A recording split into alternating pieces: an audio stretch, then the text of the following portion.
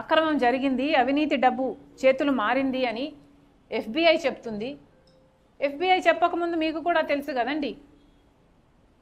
మీ మంత్రి గారే పయావుల్ కేశవ్ గారు కేసు కూడా వేశారు కదా.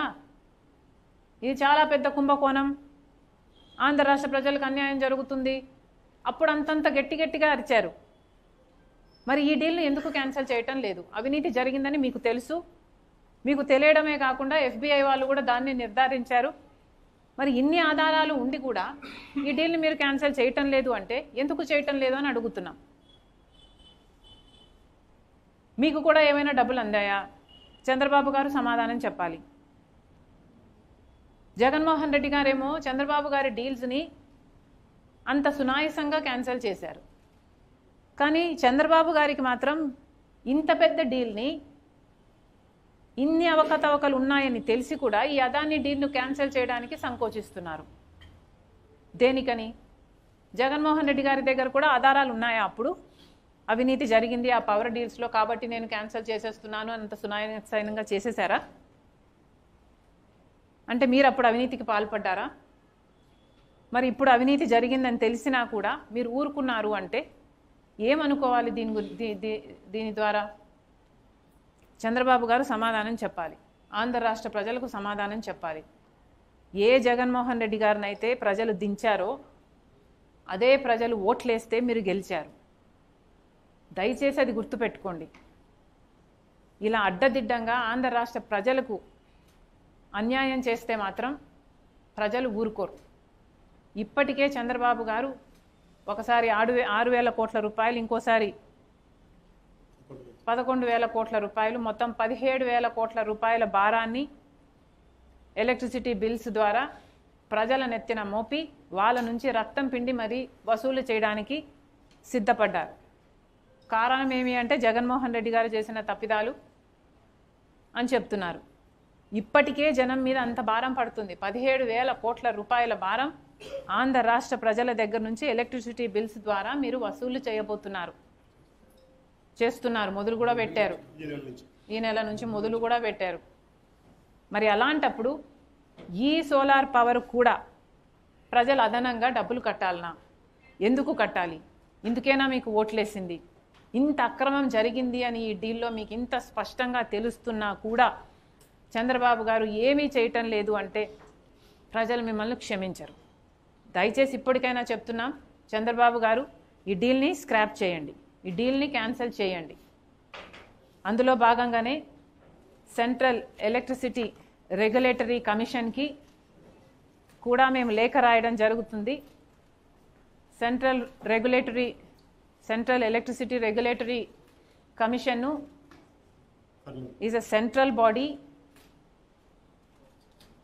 Interstate electricity transmission, trading, tariffs ఇవన్నీ రెగ్యులేట్ చేసే బాడీ. కనీసం వాళ్ళైనా జోక్యం చేసుకొని ఈ డీలు అక్రమము అని తేల్చి అదానీ గ్రీన్కి జగన్మోహన్ రెడ్డి గారి ప్రభుత్వం చేసుకున్న డీల్ని క్యాన్సిల్ చేయాలని కాంగ్రెస్ పార్టీ డిమాండ్ చేస్తుంది. Thank you.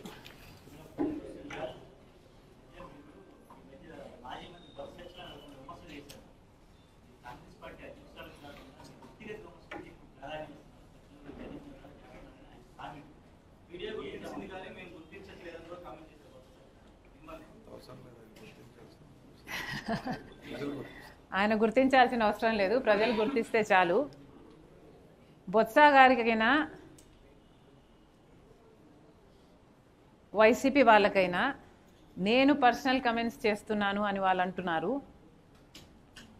పచ్చకామర్లు కమ్మినోనికి లోకమంతా పచ్చగానే కనిపిస్తుందట. వైసీపీ నాయకునికి, వైసీపీ లీడర్లకి నేను చెప్పాల్సింది ఏమిటంటే, మీకు నాతో పర్సనల్ ఇష్యూస్ ఉన్నాయి కాబట్టి, నాకు కూడా మీతో పర్సనల్ ఇష్యూస్ ఉన్నాయి అని మీరు భావించి మీరు నన్ను పర్సనల్గా అటాక్ చేసినట్టే నేను కూడా మిమ్మల్ని పర్సనల్గానే అటాక్ చేస్తున్నాను అన్నది మీ భావన. నిజానికి నేను వైసీపీ నాయకుల పర్సనల్ విషయాలు మాట్లాడడం మొదలు పెడితే వాళ్ళు కనీసం ఇంట్లో నుంచి అడుగు కూడా బయట పెట్టలేరు. నేనా పర్సనల్గా మాట్లాడుతున్నది? అయినా ఏది పర్సనల్ అండి? మీరు చేసిన అక్రమాలు, అవినీతి ఎంత ఎత్తునున్నాయంటే మీరు అధికారంలోంచి దిగిపోయిన 6 నెలలకు కూడా ఇంకా మాట్లాడినా తీరటం లేదు. ఏది పర్సనల్ అండి? ఋషికొండని గొరిగేశారు, మీరు ప్యాలెస్ కట్టుకున్నారు, మీ బాత్రూంలో నుంచి కూడా మీకు సీవ్యూ కావాలని. ఇది మాట్లాడితే ఇది పర్సనల్ అవుతుందా?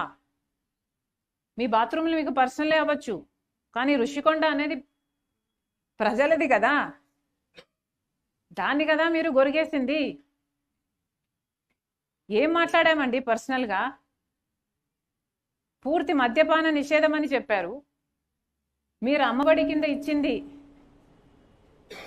ఒక కొంత అయితే 4 వంతులు ప్రజల నుంచి వసూలు చేశారు మద్యంలో.